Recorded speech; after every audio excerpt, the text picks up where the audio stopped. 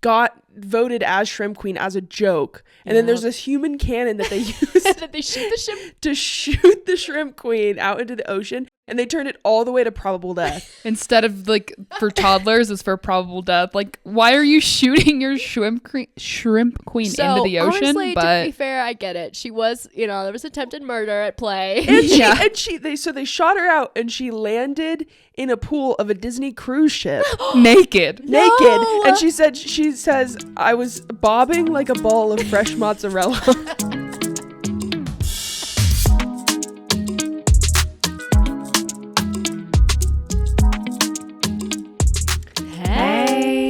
Welcome back to the Girlies Eyes podcast, season 3, episode 12, our big season finale. So excited. Thank you guys for coming on us with this ride, or if you're just now joining, hi. Nice to meet you. Yes, these visors are permanently attached to our heads. Yes. Oh, what do they say? Oh my god, what a great question. What do they say? Vista Del Mar. Vista Del Mar. Yeah, we've been on vacation. Yeah, we're a little sunburned. Mm-hmm. Probably can't tell. I'm though. not. Yeah, I know. She's got beautiful olive skin. So for our finale, we kind of referenced this movie in a few episodes back in our quote game.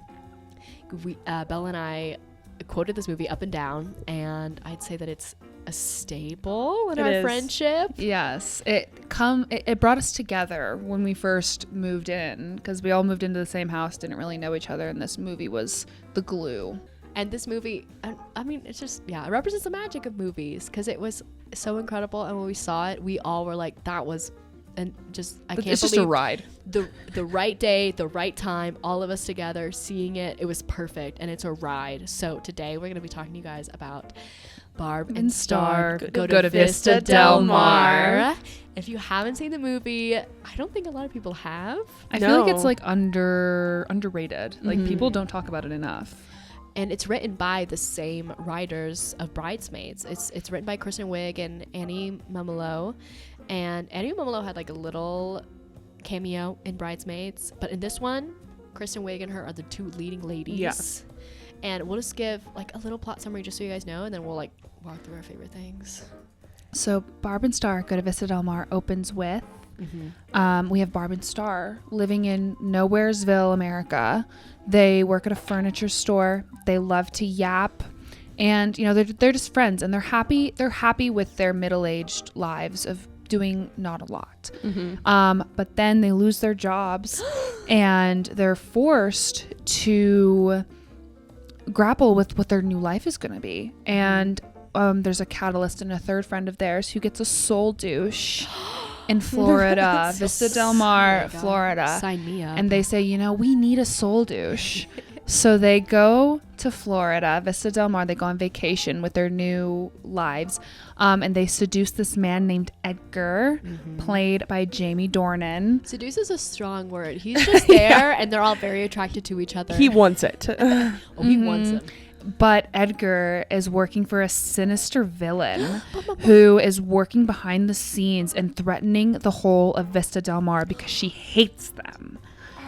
And so now Barb and Star not only have to discover themselves and who they are in their middle age, but they have to save all of Vista Del Mar. Wow, the heroes that they are, and do an action-packed scene. An action-packed, which leads to a beautiful, emotional reveal with them, and they like Star learning about how to be loved again after her husband had cheated on her. Oh my gosh. And then Barb learning how to get out of her comfort zone because she's always been a little bit scared of everything. And they learn these beautiful lessons about them in their middle age and how their lives are meant to be, their lives aren't over. They're only halfway there. And just because they're not in their 20s doesn't mean they don't get to make memories. And then the movie ends with an action-packed sequence as Barb and Star fight off this villain to save themselves, Edgar, and Vista Del Mar. Gosh. What an amazing plot. Beautiful, honestly. Beautiful. And I love that. I'm not surprised either that the the central theme of this plot is friendship Mm-hmm. and finding yourself within friendship as well. And I love that it's middle-aged women. Kristen Wiig and Annie Mumolo wrote the script with the intention of putting middle-aged women up on a platform, because I think it's a demographic that gets forgotten about. It's reduced to just being everyone's mom, and it's like, these are two women who aren't moms, they're just women, and like women's lives don't just end as soon as they turn 30. Yeah. And I feel like Kristen and Annie, they were the perfect people to write that, because the way that they like riffed off of each other, even in the writing room, was absolutely incredible. Like you can tell that they've been friends for a long time. Their energy is incredible, and they're like so completely these characters. I hear that as they write, or at least when Kristen Wiig pitched it to the director, Josh Greenbaum, that like she was talking in the characters' voices, and it's just they're so entirely Barb and Star. There's not even a flash on them. They're so good at selling it. And Edgar, which is the guy that gets Jamie seduced, Dornan. is Jamie Dornan, who was in 50 Shades of Grey. The 50 Shades of Grey. And he is so funny. He's incredible in this movie. He's playing this kind of like, he's like a sad puppy sad dog. little He's a puppy lover dog boy. that And he's torn between all these women and what he really wants, and he just, and he's willing to do anything for them, but he just wants love in return. and he just wants to be an official couple. Yeah. He just wants someone to love him and be official with him. Like, that's the word that he uses throughout the thing, and it's so funny. I'm pretty sure when the director was about to was casting everyone, he was a little hesitant, because Jamie's known to do a lot of more intense, darker roles. Like, I'm pretty sure one of his first big ones was a villain, and then he was in 50 Shades of Grey, which is very intense, so he's worried about it. But I think he convinced him in one Skype call how hilarious he was, and I think everyone had so much fun filming this as well. His wife, Jamie Dornan's wife, I think, came up to the director Josh Greenbaum and was like, all those other roles, like this comedy, like this time on his set, this role is what he wants to do. Like, this is what he loves to do. This is what he wanted to do with acting. Jamie, that's so you sweet. know, And he's so good at it. Like, it's so funny. And I love it when people write these like movies that are just made to be fun and happy, But it's still a very good time. heartfelt. Like, I think that's where it's such a good movie, is it's funny and it's a good time, but it also has a lot of heart. Mm-hmm.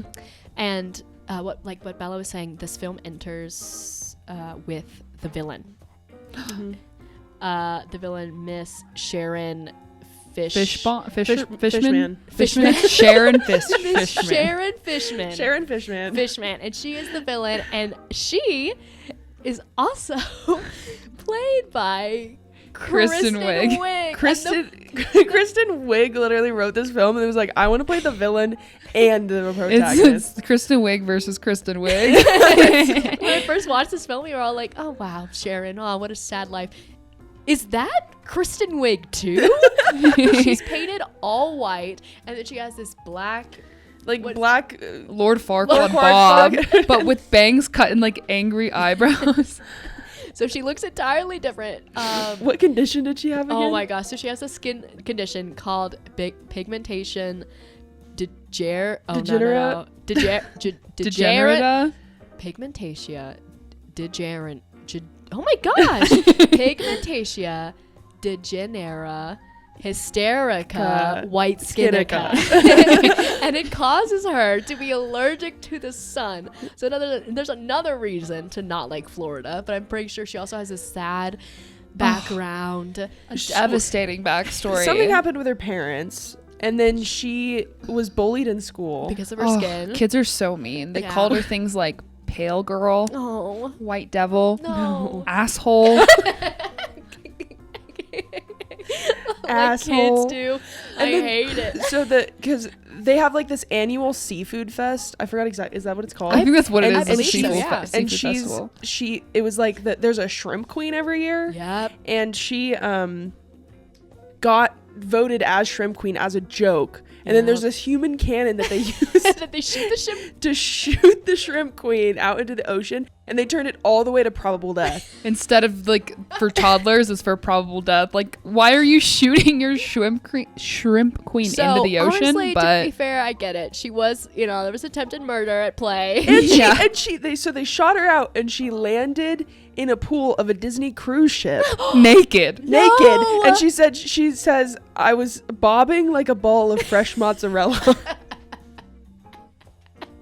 And so she hates Vista Del Mar and all of its people, and she wants to get revenge. And her revenge is deadly mosquitoes. One bite will kill you. Uh-huh. And so she drags Jamie Dornan around, Edgar, with the promise of this official relationship. Because he wants to be an official couple with her. Couple, but she really just only wants him for her master plan. So that he can put the switch of the... Because she's kind of mosquitoes. noticeable. He's like just a guy, but you see her and you will remember her face. She's Shrimp Queen via 2010. Like, everyone knows her. They know her. She's historic. So Edgar's in Vista Del Mar, and then he gets, oh my god, absolutely blown away by Barb and Star. I'm pretty sure one of my favorite scenes is they walk into this bar. Oh my god! No, we have to go. When they first meet. We have to go back. We have to touch on Yo-Yo first. Oh my goodness! Before we get into Barb and Star and their storyline and Edgar meeting them, sorry, we have to talk about the evil lair and Yo-Yo. Miss Sharon Fishman has a little henchman, and it's this little boy named Yo-Yo.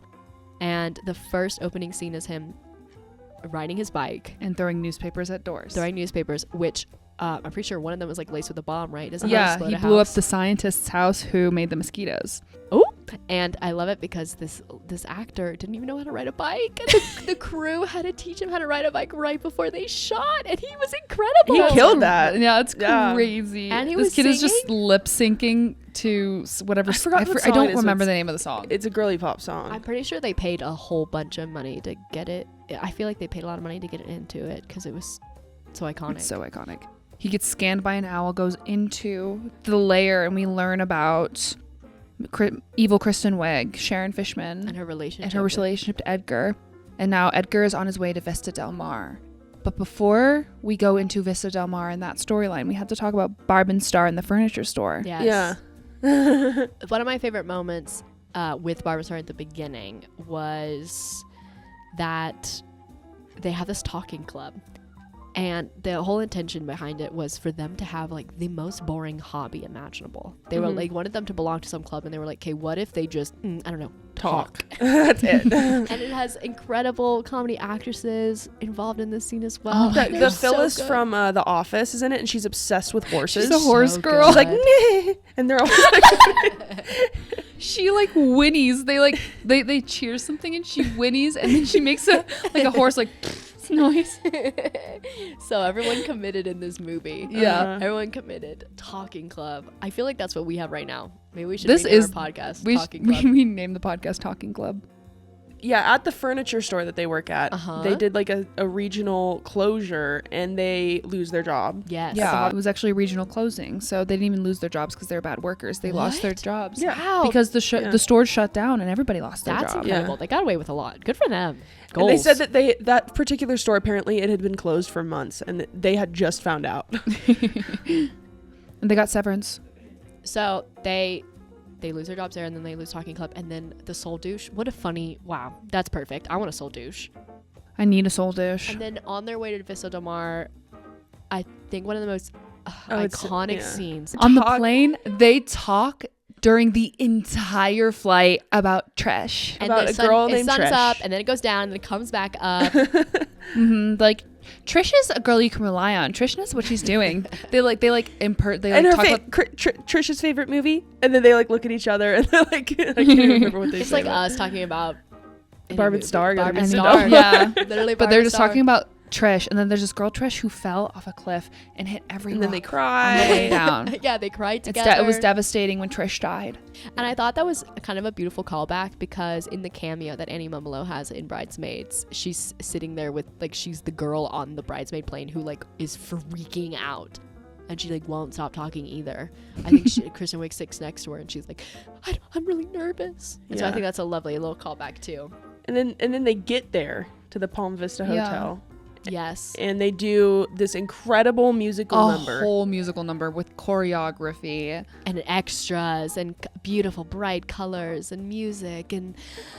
Oh, it's going to be amazing. And then at the end, their line was to say hotel, and they go motel, and then they're like, you're at the wrong spot, and they ship Go them across over the to street. the hot parking lot. It's like 2 miles of hot parking lot. And they get there, Parking and lot in like, Florida's are deadly. it is like the most rundown place.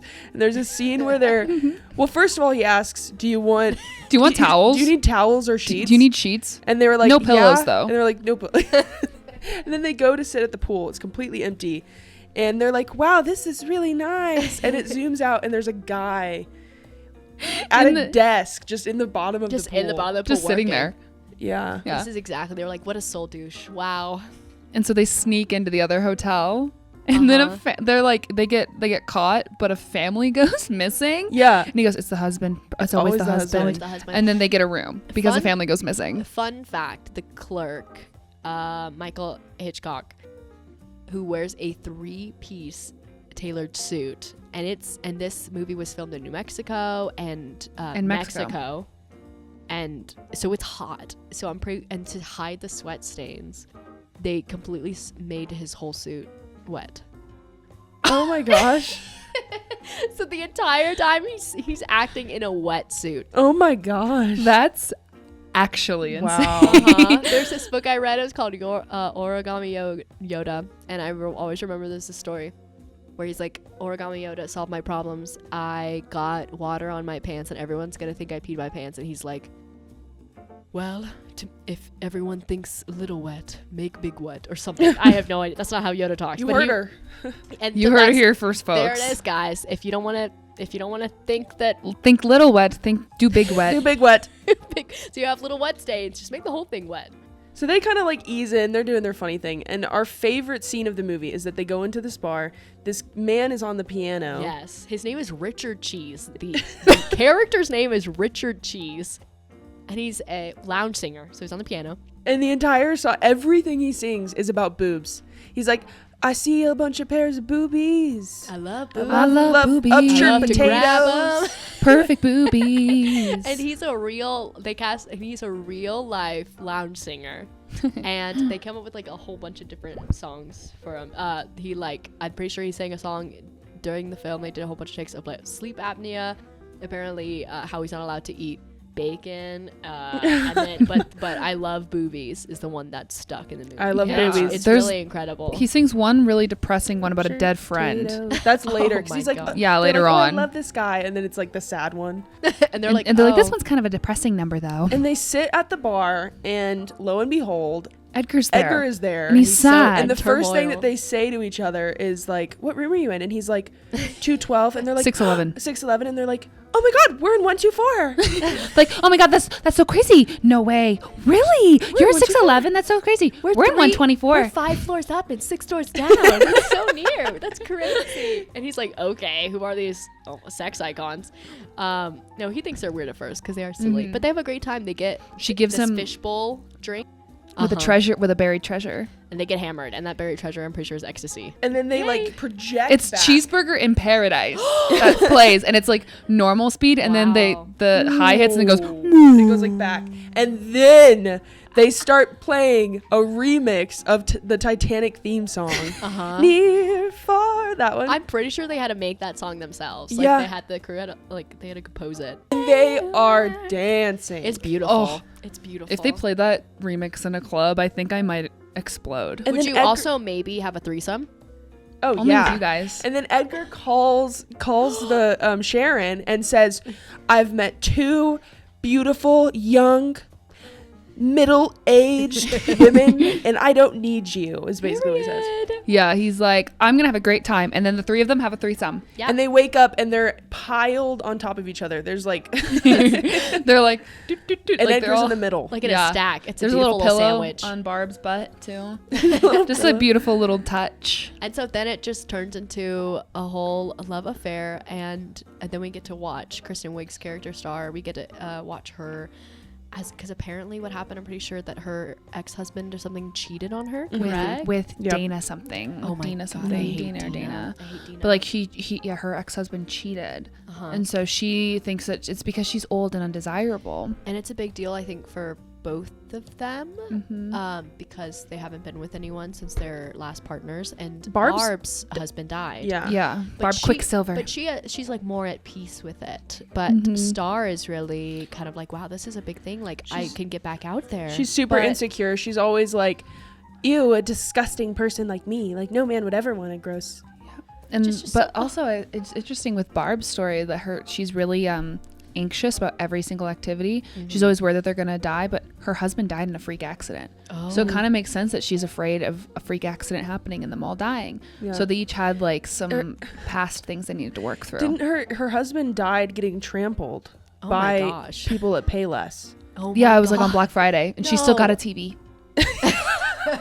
Wow. Well, was it worth it? That's an argument for later. But so as silly as this relationship is, and the fact they have a threesome is crazy, they make it the most casual thing, but it's kind of beautiful that we get to dive into like the deeper characters and these really sweet, because they're middle-aged, so I don't know, there's a lot that can happen when you're older, like, you know, more risk for the husbands. They've lived a lot of life, but they're like, they treat their lives like they're over, and they're like, well, our lives aren't over. We can still make memories now instead of just having all our memories be in the past. Yeah. So Barb goes off and they both kind of, and Star starts this affair kind of with Edgar, where they like go see each other, but this whole trip was supposed to be about Barb and Star. So Star pretends she's sick. And Barb goes off on all the adventures that they had planned originally, and then so they're both like lying to each other. Barb is holding back about all the fun things she's doing. Yeah, she's like, I'm just in the business center all day. My favorite thing is when Barb went to that one like little like campfire situation, and she's like playing a drum. She's like smoking a blunt, and she has like cut off jeans, and she like walks on hot coals and then kicks her leg up over a motorcycle and rides into the sunset, and then falls, and none other than Tommy Bahama, the Tommy Bahama comes up and like rubs it on there and then says something inspiring to her. And it's kind of, so she's going off. She's being an independent, strong woman. She's having fun. She's reigniting. She like, when she fell, she was trying to put on her culottes. Yeah, her other. We haven't even talked about the culottes yet. The culottes. But she fell and scraped her elbow, and that's what he rubbed Tommy like Bahama. a leaf on her. You said he rubbed it on her, and I said he rubbed like a piece of grass on her. It's like he like rubbed some like he healed her elbow. And then Star in the background is having a whirlwind falling romance with Edgar, and just like they're sleeping with each other like crazy. And one of my favorite quotes from the movie is when she's like, I think, wow, you really reached in deep with that dong in the last position. I think you reached up so far, you touch my heart. But then Star's like, but I've been lying to Barb about I need to be with Barb, like this is what matters to me most. So he's like, we can't see each other anymore. And then she walks away, and then she's like, but one more time. And Edgar's like, oh my god, what do I do? Like, all these women that I love, they don't want me. And there was a funny scene as well that he's calling Sharon, and he's reading a book, and it's like how to tell if someone loves you even though they say that they love you but they don't act like it.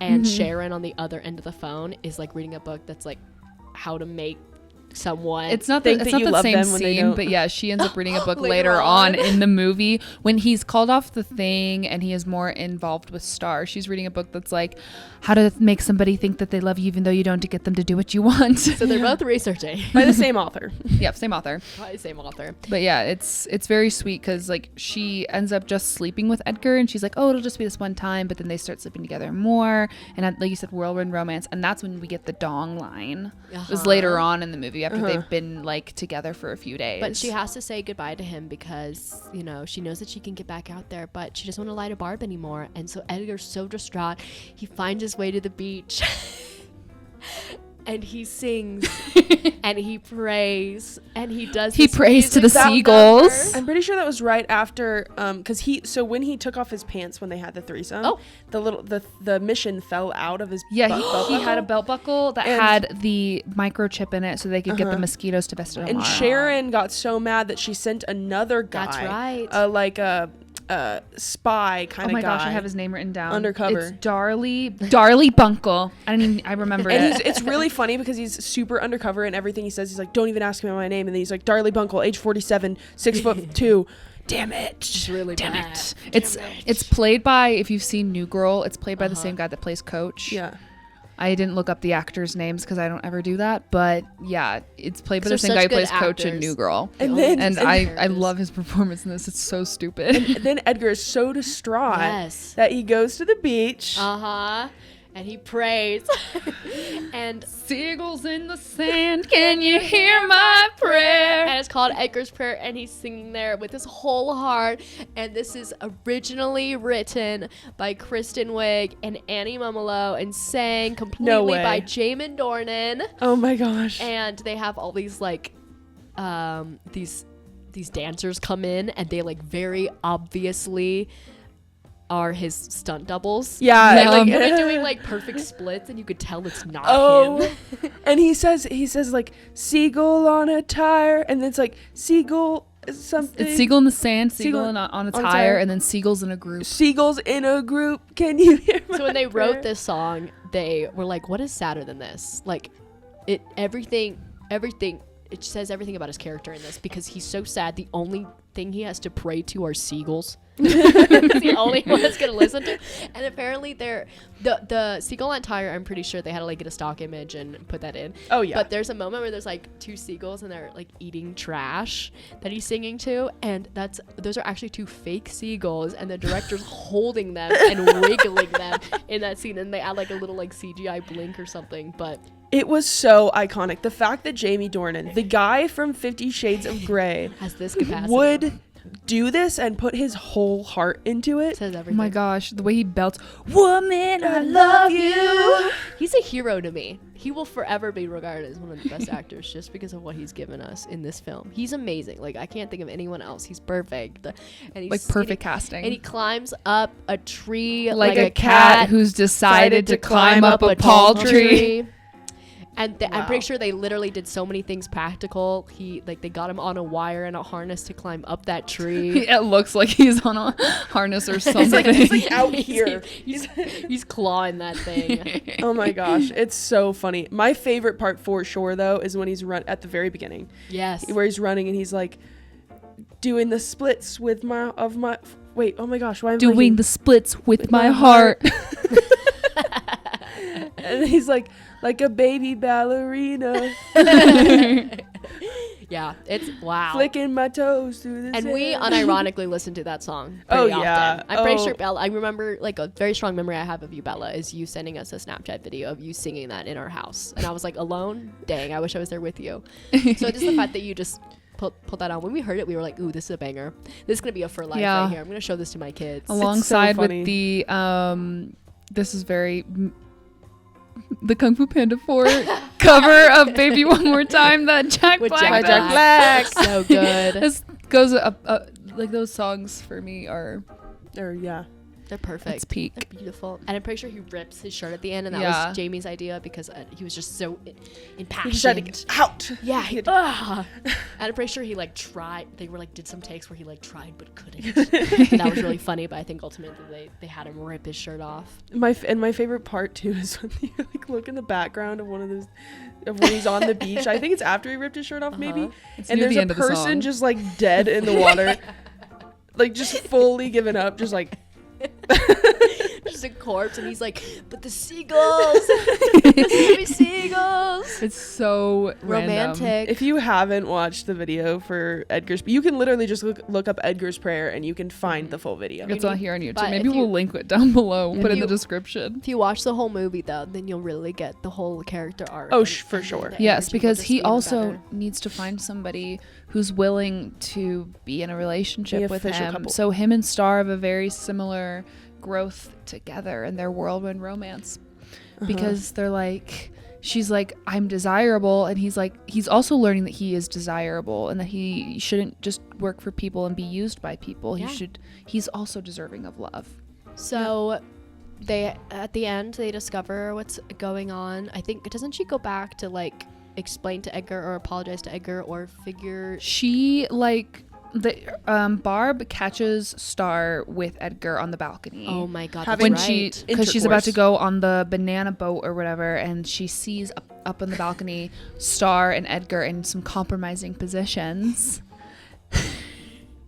And she like the way runs they're doing upstairs. it stark naked, and the sun is hot. It's noon. Everyone could see them. The glass is clear. Everyone's on the beach. Someone looks up and goes, "That's hot." Yeah, and so That she like person's runs me. up there to get to Star, and like Confront I her. think that Edgar had confessed that he was in love with Star, or implied that he was in love with her at this point. So Barb and Star end up having a fight, and Edgar gets a call from Sharon, and Sharon says, reveals. "Those two women are seducing you.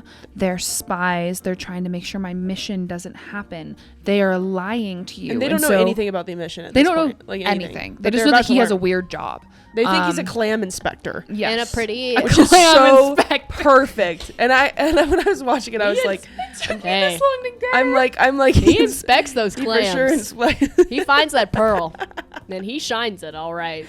But so Edgar, feeling so betrayed, goes to their hotel room and ties them up. Oh, that's right. And they get him yapping about his backstory so they can untie themselves Because with their sharp bracelets, their sharp seashell Oh my bracelets. God, French they're very like sharp. they're like cutting through the rope with their sharp they buy seashell. them. They're like, wow, these are so pretty. Ow, they're really sharp. They're so pretty. Yeah, and so they escape. They like untie themselves, and Edgar leaves because he has to go put the microchip on the stage. Yeah. They escape. They leave. He's still holding out for Sharon. And then Sharon shows up at their hotel when they're escaping, Cloaked because she's allergic to the sun. and she, with her blue goggles, I love that you had to like. Because of her pigmentation. She was she takes them. She Degenerate. takes them to a White cliffside. Skinica.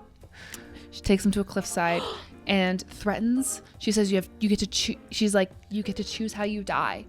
You will either get eaten by one of these hungry alligators, Like Or- her friend did. like her friend Oh did, my God. or you will jump off this cliff, hitting every rock on the way down. Trish. Just like Trish. Do you choose the Trish way or do you choose Maria? And way? so she leaves them to the hungry alligators, and they're like coming at them, and they're like, we're still fighting, and they're like still fighting while they're about to die, and then they jump off the cliff. The opening shot of this movie is the definition of culottes, yes. and in this scene, the culottes open up like parachutes, and Save them. they And they sail go, down.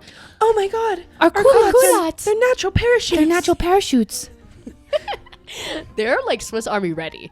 Yeah. With their shell bracelets and their culottes. Honestly, I would not mess with them. And then so they have to run back to Vista Del Mar to save the people, get rid of the microchip, and Yes. like zoom it out on a jet And they ski out to the rekindle ocean. their friendship. They They make rekindle, up. yeah. They're like, we don't want to die. Like Oh, fighting. and Edgar during this finds out because she said, "Oh, I took care of our problem," and Yes. he finds out that they weren't actually spies. Yes, Sharon tells him that she was lying to him the whole time. Yeah.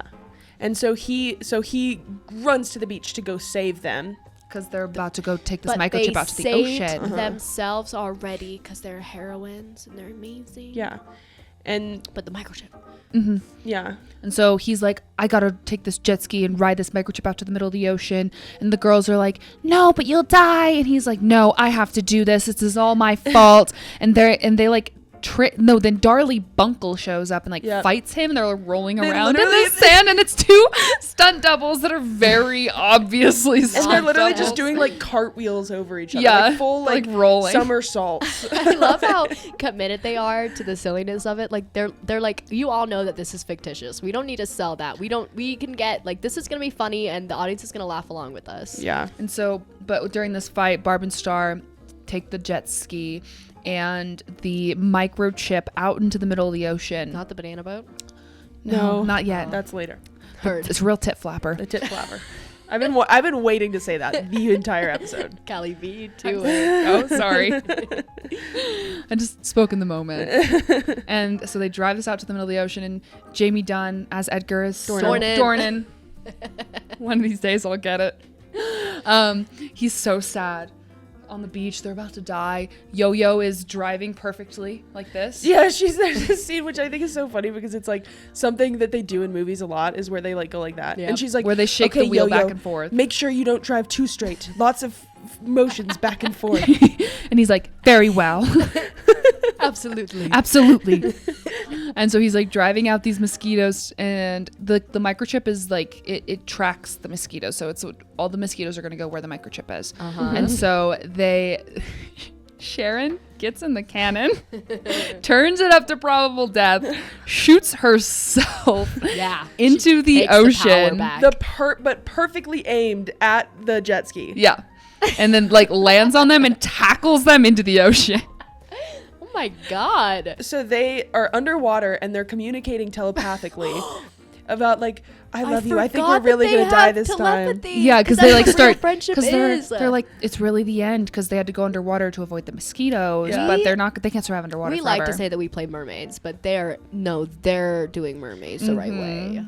Yeah. And then it's back on the beach and with Edgar and stuff looking out there, like watching the mosquitoes come or go They over there. only went to evil Kristen Wiig, Sharon, because she still has the microchip out in the middle of the ocean. In the horizon, there's a shimmer coming towards. A shimmer. And they're both riding on the waves, standing on the ocean as it guides them back to shore. They survive. And Edgar and them have a very beautiful little reunion. And we find out that shimmer was Trish. It was Trish, the water spirit. Oh my God, Rita McEntire, the amazing country singer. That's who she is. Yep. In her redhead glory. Thank you, Trish. And she waves. Wow, I'm gonna cry. And then Sharon shows up again because she didn't die from the mosquitoes because she took the real antidote. Yeah, she had told Edgar that she gave him the antidote, but it was actually just sweet tea. Yeah, lemon-infused iced tea. Lemon-infused iced tea. Yeah. And she shows up and she's covered in welts and she goes, yeah, she took the real antidote, and she was all mad at them. And so Kristen Wiig, the star gives her greeting card.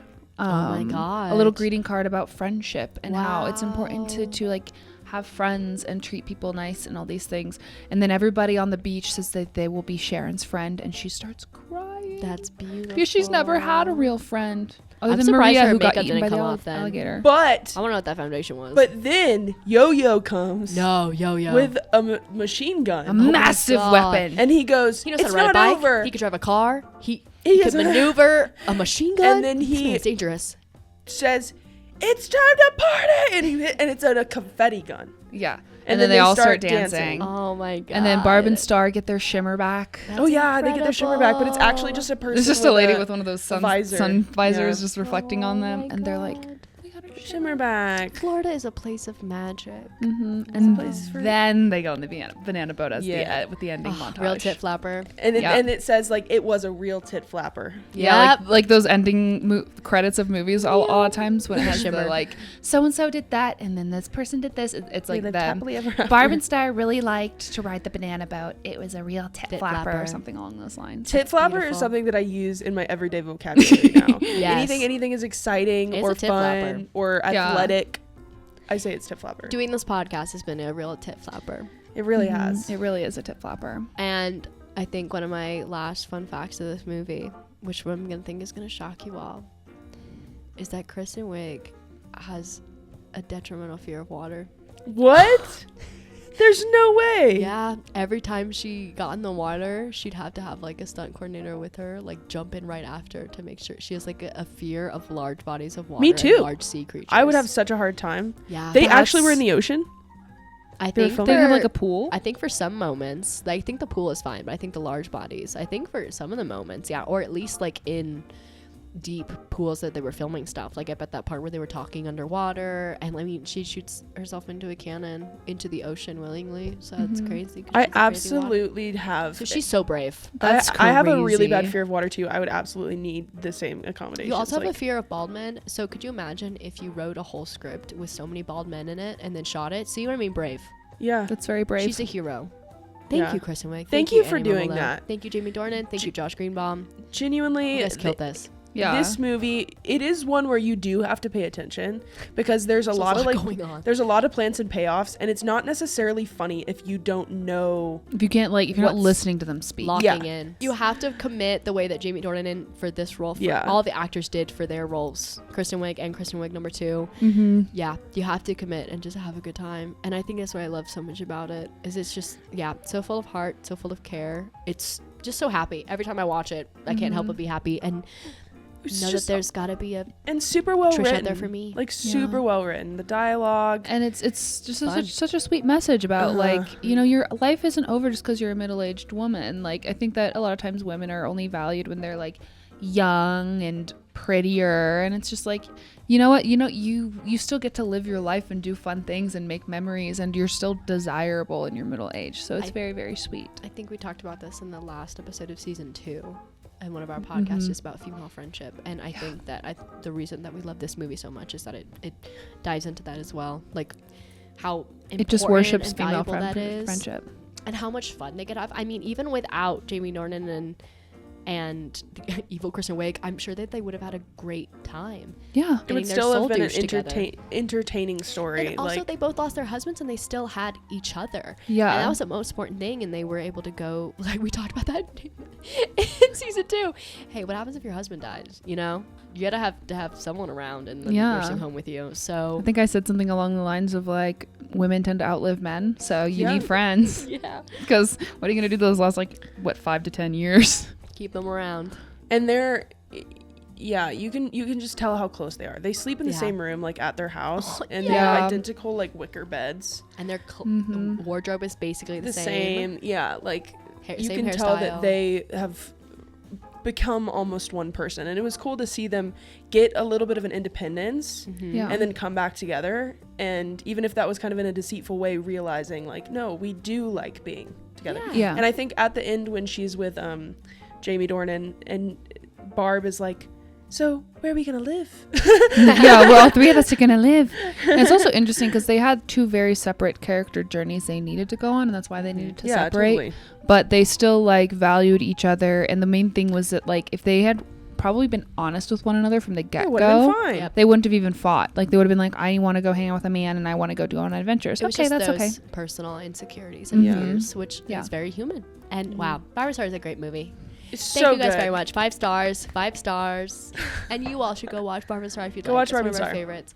Thanks for listening. Thanks for being here for the season. Yeah, I hope you all have an amazing summer. Yes. Yeah, and we'll see you before then. Stay tuned for the rest. What's going on this channel? Yeah, we'll see. Or hopefully we won't go on a long hiatus again. But yeah.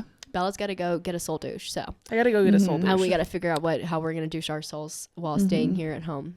Yeah. So we're going to go, we have got to go soul douche. We have got to go soul douche. So we will see you all soon. Thanks so much for listening. Yeah. Thank you. See you soon. Bye.